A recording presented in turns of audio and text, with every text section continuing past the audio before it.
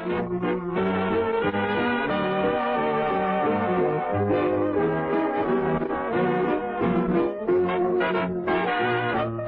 a lovely day today, so whatever you've got to do, you got a lovely day to do it in, that's true. And I hope whatever you've got to do is something that can be done by two, or I'd really like to stay. Welcome to Ask Aunt Ann. It's a lovely day here, and I hope it's a lovely day where you are. Well, we have turned the corner from summer to fall, and this time of year I start thinking about entertaining. On the top of my list is Halloween. What started out as Celtic bonfires over 2,000 years ago has now turned into a fun, spooky celebration for all ages. If you want to know more about the history of Halloween, I suggest you go to history.com and look up Halloween. They have a great little video that's very entertaining and covers a lot of history in just 2 minutes. So as you probably already guessed, today's show is all about creating a fun and frugal Halloween party.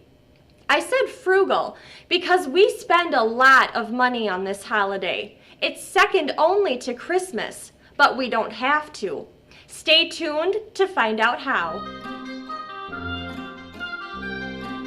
Here's our first Halloween-related letter. Dear Aunt Ann, Halloween is almost here and my scary nightmare is trying to get my 2 kids to decide on a costume. I want to make the costumes unique so none from the store, but they have to get their cool meter approval. Any suggestions? Deanna Grosnick from Maribel. Well, Deanna, you are certainly not the only one having that nightmare. Here's my suggestion. Start planning early. Half the fun is thinking about your costume. So get a big piece of poster board at the dollar store, decorate it together, and ask your little one to either write down the costume ideas or find pictures and glue them on, or do both. This way, some of those great ideas won't be forgotten. Then set a specific date that the 2 of you will make your final decision. As the adult, you should decide how long it will take you to get the costume ready. Be sure it's not too far before the big day, because kids tend to change their minds a lot. On the day you've chosen, make a special little production of selecting one of the costumes from the poster board. Make it fun. Maybe you can come up with a little oath, or toast, or a pinky swear promise. Be sure your child understands that once you've made the decision together, there's no going back. I have a few really great costume ideas for you. You can find hundreds of ideas on the internet, but here are my favorites for the little ones. A laundry basket, a skunk baby, a garden gnome, paper doll, Mario Brothers. And for the adults, a cactus, a bat with wings made from umbrellas, Mary Poppins, French mime, a wind-up doll. Aren't those cute? All you really need for most of these is imagination, and it's so much more fun than buying a mass-produced costume from the store. Our next letter is from Sherwood Jones in Maiden Rock. He writes, Dear Aunt Ann, we're having a big Halloween party this year, and we'll have adults in one area and kids in another. Can you suggest a few snacks for both groups? My goodness, Sherwood, you are taking on quite the task. The key is to make it simple and use a lot of things that can be made ahead of time. Let's talk about the kids first. I think these Boo Pudding Parfaits are great and they're simple. You'll need mini candy bars, finely chopped, brownie pieces, mini marshmallows, chocolate pudding, Halloween sprinkles, and marshmallow ghosts. To assemble the parfaits, begin to layer the ingredients in a clear glass or cup, or create a whole graveyard in a big bowl. First, add the brownie pieces, then the marshmallows, Halloween sprinkles, and then the pudding. Top the parfait with the chopped candy bars and a marshmallow ghost. The amount of each item will depend on how many you plan to make. One standard size box of pudding mix will make about 4 to 6 parfaits. Another fun idea is to use this same parfait idea to create a whole graveyard. Use a large glass bowl and layer the ingredients in the same order. But then top it all off by adding leaf sprinkles, candy pumpkins, licorice trees, and Milano sandwich cookies for headstones. It's a really festive touch. I love these kinds of recipes. They can be as simple or detailed as you like. Next, let's do something similar with cupcakes. Make your favorite recipe or buy them at the store. Here are some ideas for decorating them.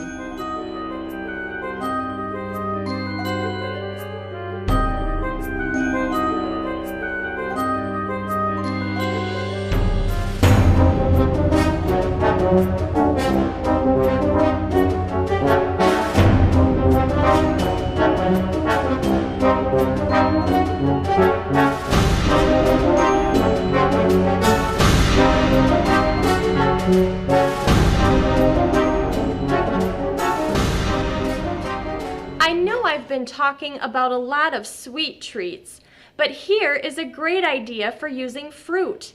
Wouldn't this be fun for Halloween breakfast? Take 4 bananas, 24 chocolate chips, both regular size and mini chips, 4 tangerines, and 1 stalk of celery. Peel the bananas and cut them in half. Place the cut side down so the banana halves stand up. Use small chocolate chips to make ghost eyes and large chocolate chips to make ghost mouths. Peel the tangerines.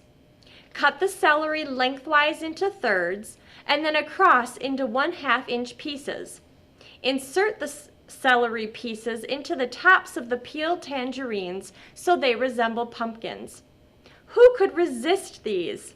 For adults, there are lots of options too. For finger food, make roasted red pepper deviled eggs, bat cheese bites, or lady fingers. Aren't they gruesome, especially placed in a creepy container and planted in some freshly turned soil? This recipe is from the Queen of Halloween, Martha Stewart. My friend Marjorie is our very own Martha. She stopped by yesterday to show me how to make them. She also brought over the graveyard in a bowl. She really enjoys making the complicated stuff. Hi, Marjorie. Thanks for stopping by to help me with my party food. Thanks for asking me, Anne. You know, I love this kind of baking. You know what they say, God is in the details. That's right. Now, how do we get started? Well, first of all, you're going to need your ingredients. So here's what you need. 2 tablespoons of red food coloring, 30 blanched almonds, 2 large eggs, a 1/4 teaspoon of pure vanilla extract, the best you can get, 8 tablespoons of unsalted butter, that's 1 stick, it's got to be room temperature, and then you also need 1/2 cup of confectioner's sugar, 5 tablespoons of granulated sugar, just a pinch of salt, and 1 2/3 cup of all-purpose flour. Now first, you're going to heat the oven to 350 degrees, and you line a couple of baking sheets with parchment paper, and then you just put them off to the side. What you want to do is put your food coloring in a little bowl and get a paintbrush. But you have to blanch those almonds first, and sometimes you can buy them, sometimes you can't. So in order to blanch them, you want to get some boiling water, and then you put your almonds into the water, pull them out after 1 minute, no more. They'll get soggy otherwise. And then you want to rinse them in cold water. And what that'll do is get that skin to be kind of loose. And so you dry them off and you kind of pinch them and the skin will come off. Just be careful you don't pinch too hard, they'll shoot across the room, which is fun but not real productive. So, and then what you do is you take your almonds and just lay them all out, and you're going to be painting them like you do your fingernails. So you get a little brush, little red food coloring, and you just paint them and then you just let them dry. So it didn't take too long. It wasn't bad at all. So your next step is to mix up the dough. And what you want to do is separate your egg, and then you're going to set that aside. So in one small bowl, you take the remaining egg and the yolk and the vanilla, and you just whisk that together. And then in your mixer, you want to use your paddle attachment. Hopefully you have a big mixer. And then you want to add your butter, your confectioner sugar, your regular sugar, and your salt. And then just beat that onto a medium speed until it's well combined. Then you add that egg mixture that you had with the vanilla, and you're going to beat that until it's really smooth. It takes about 2 minutes. Add the flour, and then mix that up on a low speed just till you get it incorporated. Make sure it's a low speed, otherwise you'll have flour all over the kitchen, which is not good. And then you're going to wrap your dough in plastic and chill it for about 20 or 30 minutes. Now, I've already done that. Now, we'll see under these lights if it's not too soft. But you want to take your dough, and you want to make like about 15 or 16 pieces in this. So what I went with 16 because you know what, it's easier to divide by 2. So I just kind of did half, and then half, and then half. And let's see, we've got that, and we got half again, and then half this way. Okay, so we got 1, 2, 3, 4, 5, 6, 7, 8. So we got 16 pieces. Wow, and they said there would be no math. So what you want to do is that you got to roll it between your fingers. And they get bigger in the oven. So think about you skinny little bones and you come out with fat little fingers. And what you want to do is you want to kind of pinch in a couple of places. Yep, just like that. And then you take a spatula and then you just kind of put those little wrinkle marks that we all have. For the knuckles. For the knuckles, like that. And then we put them on here on the tray. So let's do a couple more. This is getting a little sticky, so let's maybe add a little flour here. So if you get your hands a little bit full of flour, that works. And I've noticed that when I started rolling these, you kind of get the finger marks from your own fingers, which is kind of cool. And I left like the ends to be a little bit weird so that they kind of look like they were maybe cut off. Okay, so once we do that, then we use that remaining egg white and just lightly, you want to put those on the fingers. And then once that's on there, then we take our little fingernail, pointy side out, and then just push that right in the end. Oh, look There at you that. go. Isn't that amazing? And then you can push, move them around a little bit to make them how you like. Yeah. So you put those in the oven, and when you want to bake them for about 12 minutes or so till they're just lightly brown, cool them completely, and then they're ready to go. Oh, they look so gruesome, Marjorie. Don't they look wonderful? But I bet they taste really good. They do taste really good. Should we try one? Let's. Okay. I think I'm going to go with that one. That's good. These are delicious. I had another idea too. When I made this display, if you put a little bowl in the middle with maybe some strawberry preserves or some rhubarb preserves, it would look like blood, and you could dip your fingers in that. So Very I think that festive. would be fun. Absolutely. Thanks so much, Marjorie. I'll see you at my party. I wouldn't miss it, Anne. We're just missing one thing for our parties, a fun drink. I've got 2 great recipes to share, and hopefully by the time I'm done, Jimmy will be here to share one of his favorite fall recipes. The first drink is for the adults, Honeycrisp Sangria. You can use red or white wine, but I like a nice red. Choose one that you like to drink, not too dry and not too sweet, something right in between. A light-bodied Spanish variety works really well. Place 3 cinnamon sticks, 2 Honeycrisp apples, and 1 orange thinly sliced in a large pitcher. Add 1 bottle of wine, 1 3/4 cup apple cider, 1/2 cup brandy, 1/4 cup orange juice, and the juice of 1 lemon. Allow to sit in the refrigerator for 6 to 24 hours. Taste it. If you'd like it to be sweeter, add 1 to 2 tablespoons of granulated sugar, honey, or agave. To dress it up, rim your glasses with cinnamon sugar. Simply moisten the rim with water, turn the glass upside down, and dip it into a mix of cinnamon and sugar. Pour in the sangria with fruit and add a splash of club soda. Add the club soda right before serving. Anytime before that, and the soda will lose its fizz. This addition will give the sangria a little pop and brighten everything up. The sangria tastes like it's missing something without it. I would avoid drinks like 7-Up, tonic, or Sprite, which could make the sangria too sweet. You can always add a spoonful of sugar right before serving if you think the sangria needs it. Garnish with a cinnamon stick if desired. What a beautiful drink, perfect for Halloween or any time during the fall. For the kids, you can make some swamp juice. Just combine 12-ounce can of frozen limeade, 1 quart of lime sherbet, and 1 2-liter bottle of ginger ale. If it's not green enough for you, just add a little green food coloring. You can also have some fun and add scary things like gummy worms, spiders, and eyeballs. The kids will love it. That must be Jimmy. Come in. Hi, Anne. I'm really excited about the party. I brought you some soup. I thought I'd make a big batch for all your guests. Oh, how thoughtful. What kind is it? It's German beer cheese soup. It's very easy. It only takes about 30 minutes. Can I try some? Please. Oh, that is good. Be sure to make enough for everyone. Well, I had no idea you were such a good cook. What other secrets are you hiding from me? 1 or 2. I thought I'd hollow out a big pumpkin and put up the pot of soup inside. I thought that would be pretty festive. That's a great idea. And I know where we can find a pumpkin. Recently, I visited with my new friend Jake at Ebert's greenhouse. They have all kinds of great fall decorations and ideas.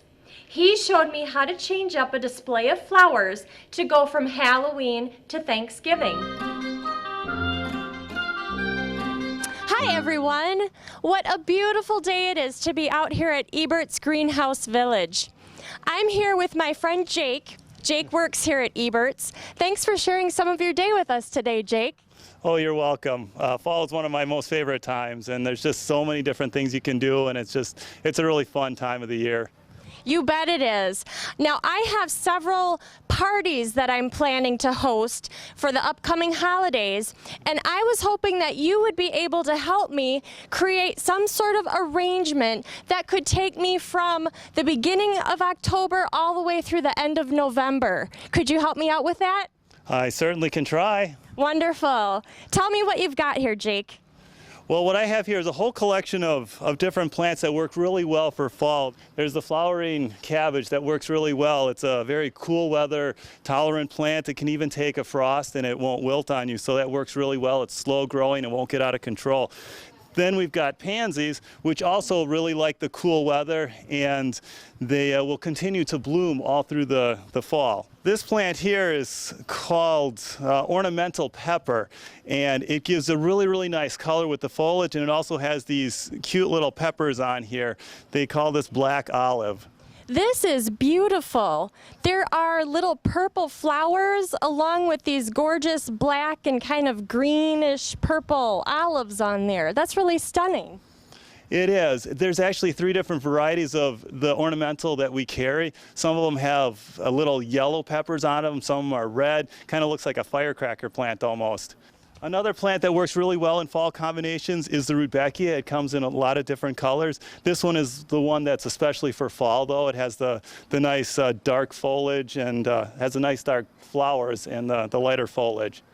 There are, of course, dozens of different color mums that you can choose from. This is one of my favorite because it's a nice bronze that I think goes well with the fall, but you can get reds and purples and yellows and all different colors like that.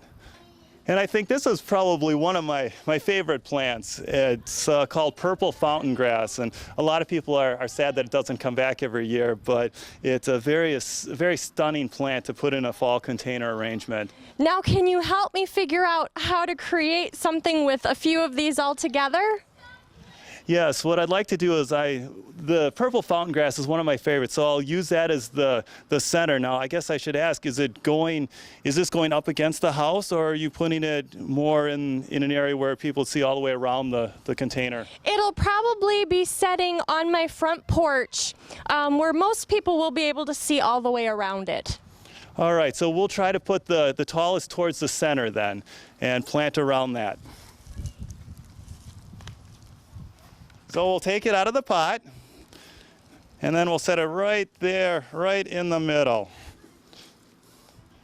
And if you can still see us back here, we'll put that right in the middle, and then put a little dirt around it. Since the flowering cabbage always looks good, we'll gently knock that out of the pot and put it in. I think that with those green tones will be really nice with the purple and green of the fountain grass. And then we always need to have a mum in the planter as well, so I'll get the mum and put that in there as well. All right, so we'll just gently put that in. And it always is tight when you pack it in there. And that's a good thing. All right, and then to fill in, you want to fill in just a little bit of color, so we'll put some pansies in as well. Those two will bring out the nice purple in the fountain grass.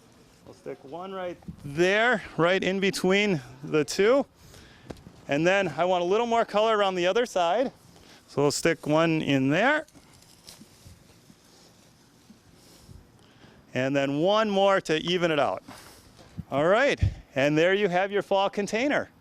That's beautiful. What a great way to welcome my guests to my home when they come to my parties. So this is what you can do. You can just drop one plant into it, and there you have for Halloween, instant for Halloween, and then the other side, just turn it around, and there it's for Thanksgiving. That's perfect. A great way to transition from one holiday to the other.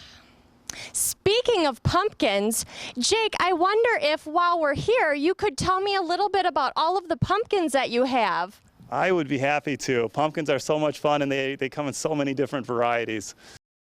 Jake and I are here in the arranged pumpkin patch at Ebert's. Now, Jake, could you tell me a little bit about some of these amazing pumpkins that we're standing among?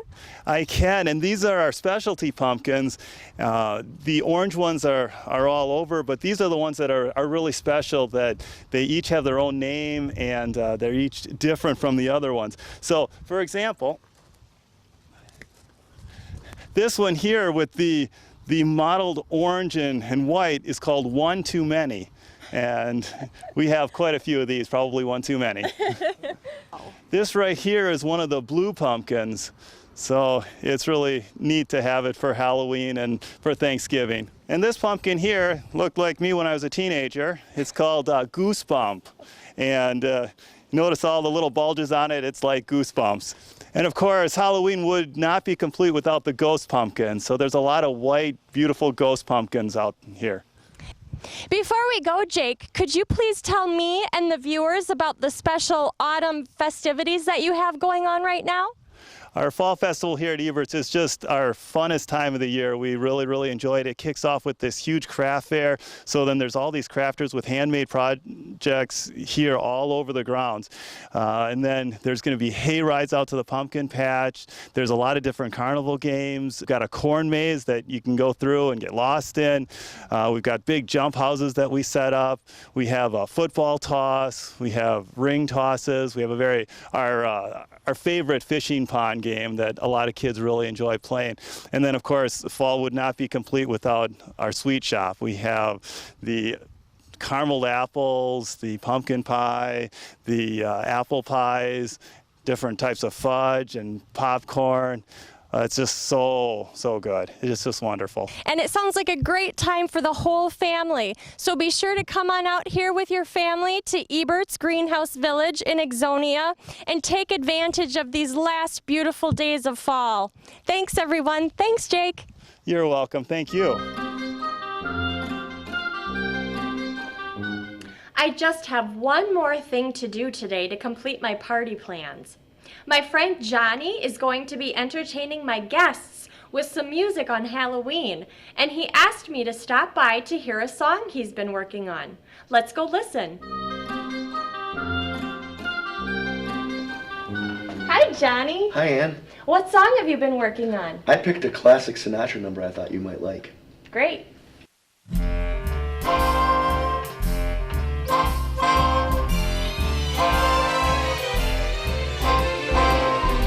Those fingers in my hair, that slide, come hither stare, that strips my conscience bare, it's witchcraft. And I've got no defense for it, the heat is too intense for it. What good would common sense for it do? 'Cause it's witchcraft, wicked witchcraft. And although I know it's strictly taboo, when you rouse the need in me, my heart says, yes indeed in me. Proceed with what you're leading me to. It's such an ancient pitch, but one I wouldn't switch, 'cause there's no nicer witch than you.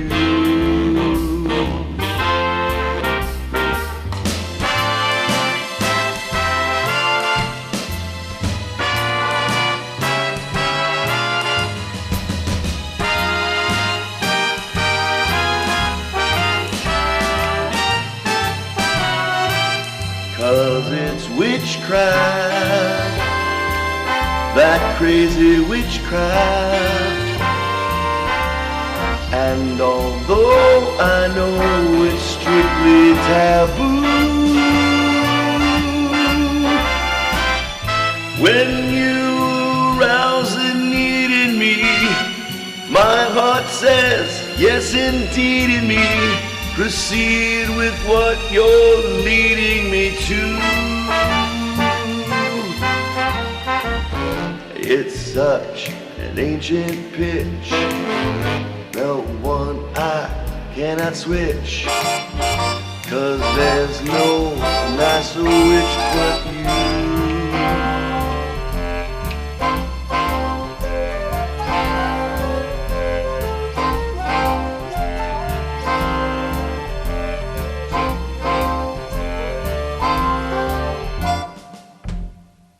Oh, what a perfect song for my party. Thanks so much. My pleasure, and I'm looking forward to it. What a full show. There's always so much to share with you. But before we say goodbye, let's get into the spirit of Halloween with this poem. Happy Halloween by Juanita Ward. Guess Halloween is not so bad, 'cause most folks seem mighty glad, and all fix up in this or that, with funny face and funny hat. Some look like ghosts, some look like dogs, some look like witches, some look like frogs, and Mickey Mouse is on the scene, or Snow White and the lovely Queen. When Ferdinand will prance about, while everyone will dance and shout. Popeye the sailor will be on hand, with olive oil at his command. All year long we wouldn't dare to make our neighbors stop and stare. But this one night is a night of fun, and the only night it can be done. So get your face and funny hat, and some of this and some of that, and be a clown just for tonight. After all, it is quite right to have your fun and have it clean, for this is Happy Halloween. Thank you for watching and spending some of your day with us. If you have a favorite poem, please send it my way through my website or Facebook page. Visit my website to find all the wonderful recipes we talked about on today's show, askauntAnn.com. And of course, I'll be back next month with a new show that you'll be sure to enjoy. So please stop by for a visit and keep those letters coming.